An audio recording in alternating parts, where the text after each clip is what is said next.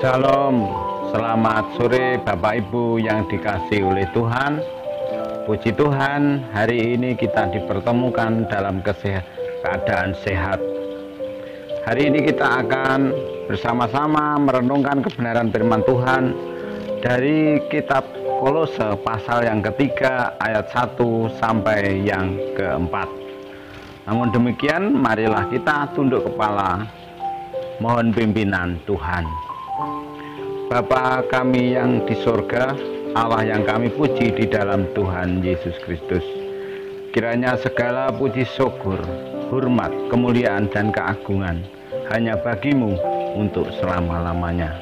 Terima kasih atas segala berkat sepanjang hari ini, terlebih keselamatan dari kematian Tuhan Yesus dan kebangkitan Tuhan Yesus dari antara orang mati. Sebentar kami akan menikmati kebenaran firman-Mu. Mohon pimpinan dan tuntunan Tuhan, supaya kami mampu memahami kehendak Tuhan di dalam kehidupan kami sehari-hari. Di dalam nama Tuhan Yesus Kristus, kami berdoa. Amin. Haleluya. Tuhan Yesus sudah bangkit dari antara orang mati. Allah sudah memberikan kemenangan kepada kita semua. Iman Kristiani tidak akan punah, tidak akan mati, tetapi iman Kristiani adalah iman yang hidup, yang berpengharapan sampai kekal selama-lamanya. Dengan kebangkitan Tuhan Yesus, dengan kemenangan Tuhan Yesus dari maut, maka iman kita hidup dan berpengharapan sampai selama-lamanya.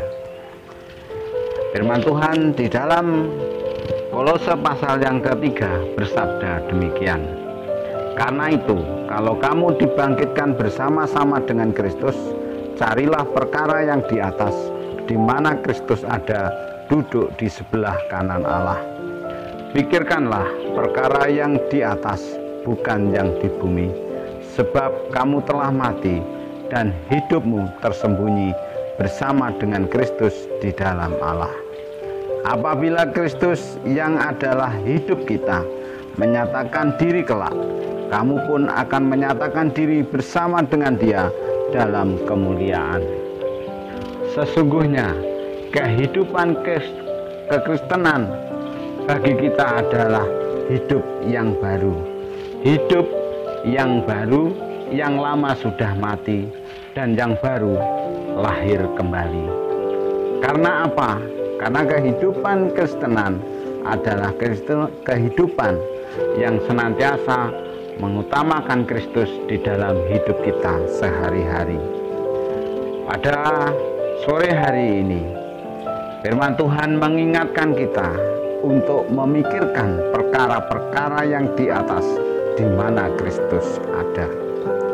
Dan salah satu ciri kehidupan orang percaya adalah hidup baru, hidup seperti Kristus.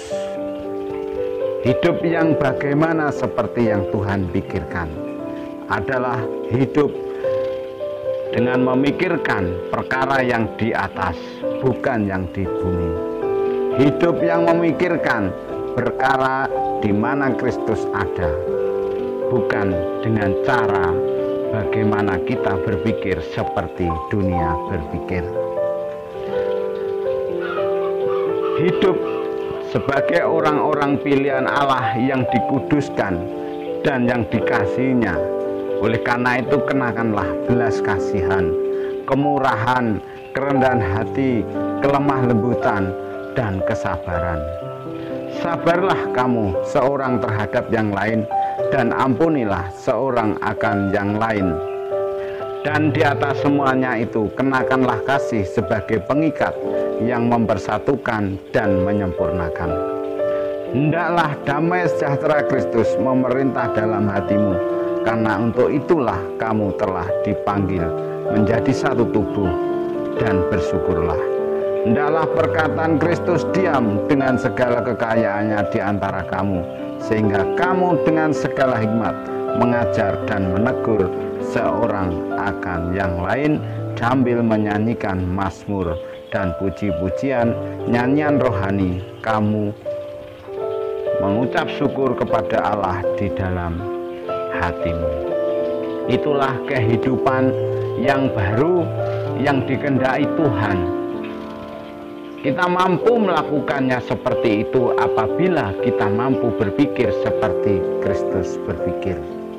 Kita mampu melakukannya seperti itu apabila kita mampu memikirkan kehidupan dengan cara pandang surgawi seperti yang Tuhan kehendaki, bukan dengan cara pandang seperti kebiasaan-kebiasaan orang duniawi. Bapak Ibu yang dikasihi oleh Tuhan, di Kolose pasal yang kedua bersabda demikian, pikirkanlah perkara yang di atas, bukan yang di bumi. Jadi artinya, marilah kita melihat kehidupan ini, kehidupan yang di bumi ini, dengan cara dari sudut pandang surgawi. Di ayat 3 bersabda demikian, sebab kamu telah mati dan hidupmu tersembunyi bersama dengan Kristus di dalam Allah. Kehidupan baru yang sesungguhnya adalah kehidupan yang muncul adalah seperti Kristus hidup ketika di dunia ini. Kehidupan lama seperti yang kita lakukan selama ini sebelum kita mengenal Kristus. Tetapi kehidupan yang lama sudah mati, dan kehidupan yang baru kita tersembunyi bersama dengan Kristus di dalam Allah.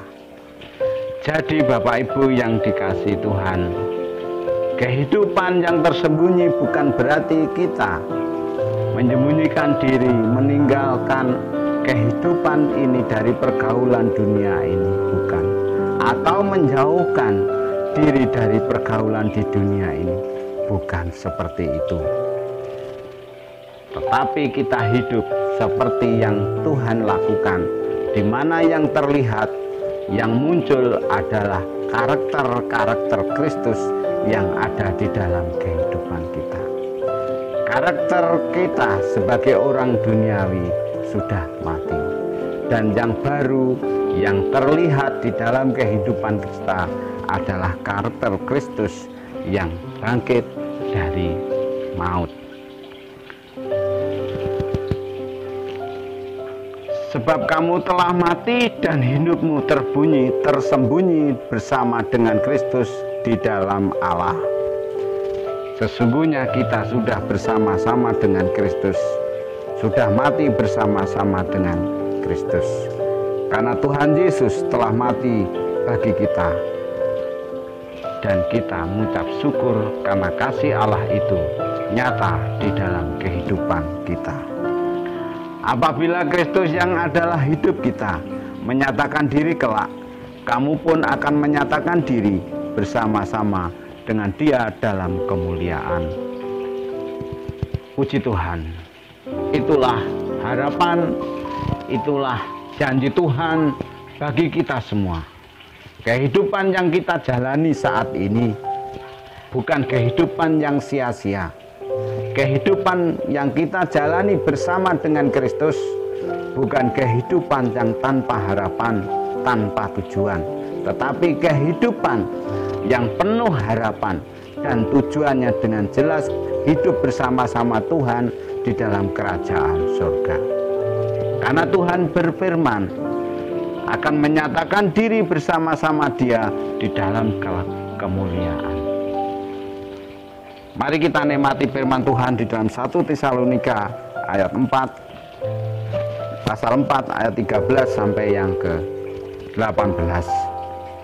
Ayat 14. Karena jikalau kita percaya bahwa Yesus telah mati dan telah bangkit, maka kita percaya juga bahwa mereka yang telah meninggal dalam Yesus akan dikumpulkan Allah bersama-sama dengan Dia. Ayat 16.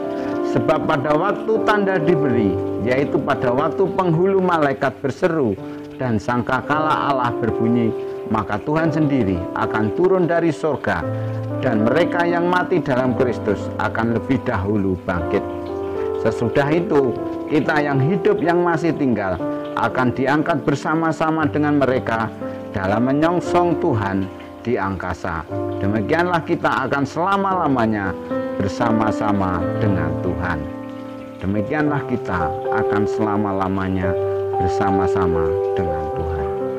Itulah tujuan kehidupan, itulah tujuan iman kekristenan bagi kita semua.